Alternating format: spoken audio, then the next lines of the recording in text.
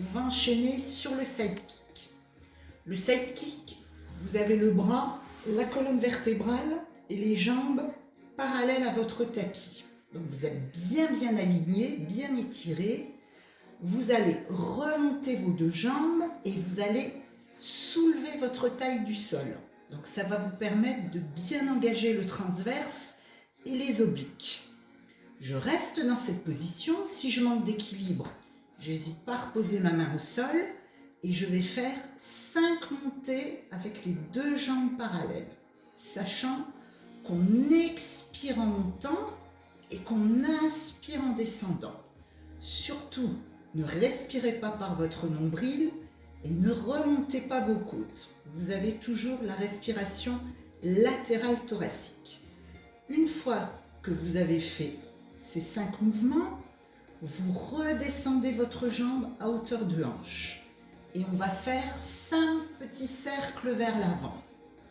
On inspire vers l'avant et on souffle vers l'arrière. Alors, mes épaules sont relâchées, je n'ai pas l'épaule vers l'arrière, j'essaye de ne pas contracter mes omoplates. Une fois que vous avez fait 5 petits cercles vers l'avant, vous faites 5 petits cercles vers l'arrière. Expirez, reculez. Inspirez, avancez. Souffle, recule, sans bouger mes hanches. Essayez de bien isoler votre mouvement, ne bougez que la jambe qui travaille. Mes hanches sont stables, ma taille toujours en dehors du sol, ma colonne vertébrale bien longue. Une fois que vous avez fait 5 petits cercles vers l'arrière, vous soufflez, vous remontez la jambe du dessous. Et vous en faites encore 4. Attention, le bassin ne bouge pas, les fessiers sont bien contractés, le bassin est dans le neutre, pas de rétroversion de bassin. Encore 2 mouvements et la jambe du dessus ne bouge pas. Encore un, souffle, inspirez, relâchez, mettez-vous en position de fœtus, arrondissez bien votre colonne vertébrale. Et vous faites la même chose de l'autre côté. Voilà pour ce qui est le sidekick.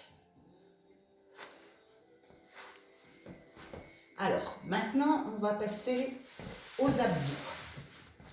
Donc, vous allez vous allonger sur le dos. On se laisse descendre façon roll-up. On souffle, on pose une vertèbre après l'autre. On pose la tête au sol. Et on va souffler en remontant jambe droite et en remontant jambe gauche. Alors, le handwheel. Premier mouvement, chaise renversée, genoux, hanches d'aligné, pieds, genoux d'aligné, épaules basses. 5 petits mouvements sur une inspire, 5 petits mouvements sur une expire. Donc, il faut en faire 100.